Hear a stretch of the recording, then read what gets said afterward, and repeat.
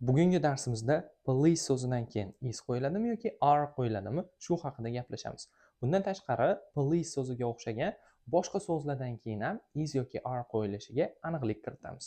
Boshladik. Police. Police degani politsiya degani, to'g'rimi? Ya'ni politsiya deganda biz o'sha politsiya ofitserlari, u yoqdagi ishchilar hammasini tushunamiz. Lekin savol tug'iladi, police so'zidan keyin is qo'yish kerakmi yoki are qo'yish kerakmi? Men sizga bu yoqda bitta hint beraman, ya'ni bitta maslahat beraman.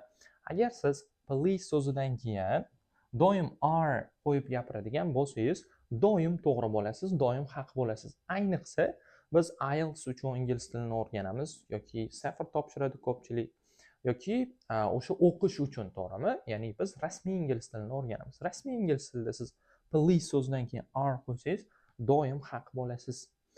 Policedan keyin is qo'yish ham mumkin, faqat American Englishni ham spoken variantida, ya'ni speakingda policedan keyin is qo'yish mumkin. Ba'zi shevalarda shunaqa.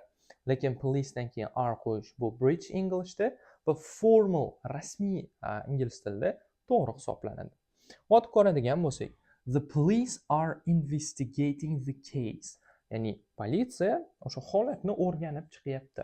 Bu yoqda are qo'ydim, demak men 100% to'g'ri bo'laman. Is qo'yganimda edi, sporniy bo'lib qolardi birinchidan, ikkinchidan rasmiy writingda xato bo'lib qolardi. Shuning uchun policedan keyin are ni qo'yib yuborash kerak. Ana endi staffga qaraydigan bo'lsak, staff degani xodimlar degani, to'g'rimi? Xodimlar.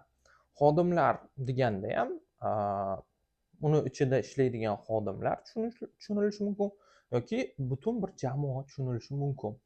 Xodimlar so'zidan keyin is ham kelishi mumkin, are ham kelishi mumkin. Faqat siz urg'uni kimga qaratayotganingizga bog'liq. O'sha xodimlar deganda butun bir jamoani nazarda tutyapsizmi yoki o'sha har bitta xodimni nazarda tutyapsizmi? Shunga qarab is yoki are ga ajraladi.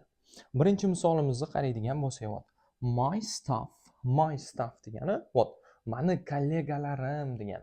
Ya'ni bizning xodimlarimiz degan. Are, demak mani kollegalarim, bizning xodimlarimiz are, ko'plik olyapman, answering the questions. Savollarga javob berishyapti. Bu yoqda men nazarda tutyapman, xonada ko'pchilik xodimlar o'tiribdi va ular klientlardan kelgan, ya'ni xaridorlardan kelgan savollarga javob berib o'tirishibdi. Masalan, telefonda har bittasi javob berib o'tiribdi.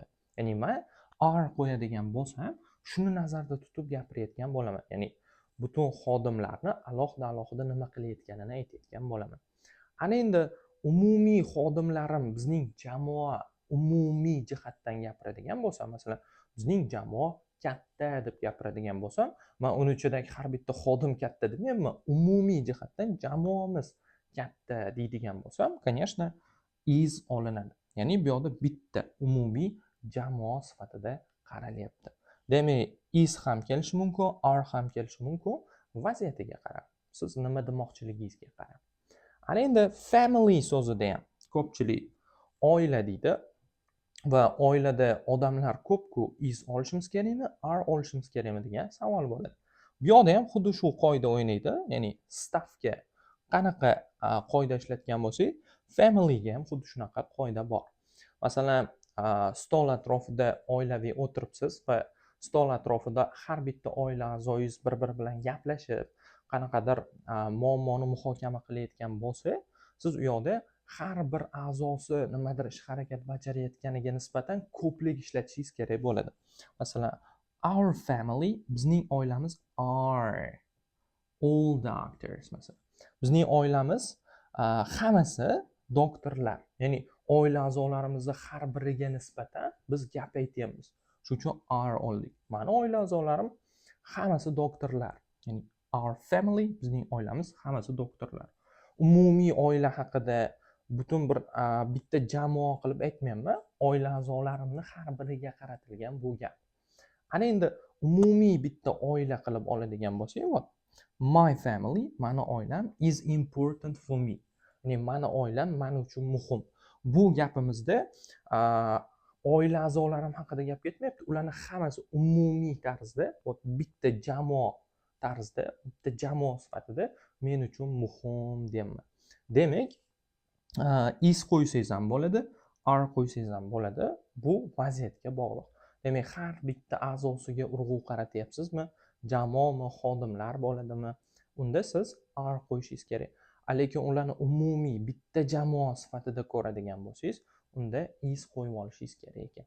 Va police so'ziga keladigan bo'lsak, bunga doim are ishlatsangiz, siz adashmagan bo'lar ekansiz.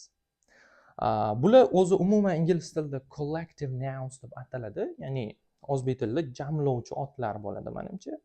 Lekin oddiyroq, soddaroq qilib o'rgatishni xohladim va collective nouns iborasini ishlatmadim. Oxirida aytib ketdim. O'ylaymanki foydali bo'ldi. Sizlar bilan Teacher Bobur bo'ldi. Keyingi darsda